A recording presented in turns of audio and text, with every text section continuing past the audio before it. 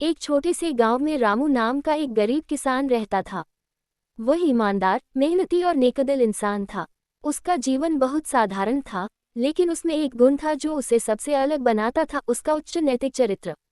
रामू हर दिन सुबह जल्दी उठता, अपने खेत में काम करता और शाम को घर लौट आता। वह कभी किसी का बुरा नहीं चाहता था, और अगर किसी को जरूरत होती तो वह अपनी जरूरत छोड़कर भी उनकी मदद करता था। गांव के लोग उसका बहुत सम्मान करते थे, लेकिन कुछ लोग उसकी ईमानदारी का मजाक उड़ाते थे।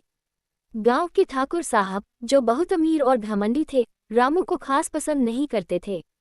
उन्हें लगता था कि रामू गांव में अपनी अच्छाई का दिखावा करता है और लोगों को अपने पक्ष में कर रहा है। उन्होंने कई बार रामू को नीचा दिखाने की कोशिश की, लेकिन रामू हमेशा शांति से जवाब देता और कोई शिकायत नहीं करता। एक दिन की बात है, गांव में एक बड़ा मेला लगा। सभी लोग मेले में गए, रामू भी अपने परिवार के साथ गया। मेले में बहुत सारी दुकानें लगी थीं, खिलौने, मिठाइयाँ, झूले और नाटक, हर तरफ खुशियाँ ही खुशियाँ थीं। रामू अपनी पत्नी और बेटे के साथ एक मिठाई की दुकान पर रुका। तभी उसकी नज़र जमीन पर गिरी हुई एक थैली पर पड़ी। उसने झुककर थैली उठाई तो पाया कि उसमें सोने के गहने और ढेर सारे पैसे थे। रामू चौंक गया।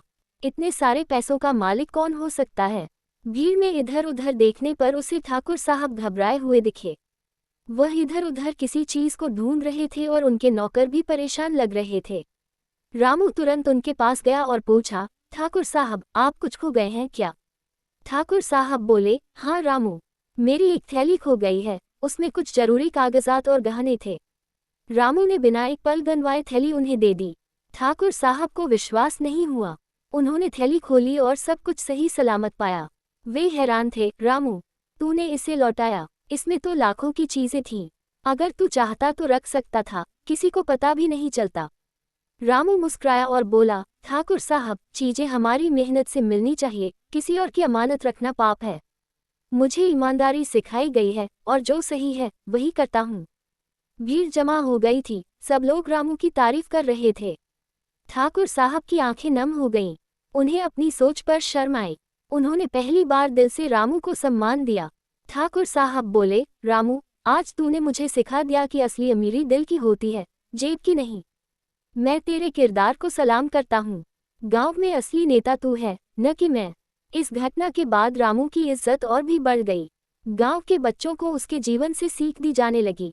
रामू का नाम ईमानदारी और नैतिक चरित्र का प्रतीक बन गया। सीख: सच्चे चरित्र की पहचान मुश्किल समय में होती है। जब हमारे पास मौका हो कि हम गलत रास्ता चुन सकते हैं, लेकिन फिर भी हम सही राह पर चलें, तभी हमारा चरित्र चमकता है। धन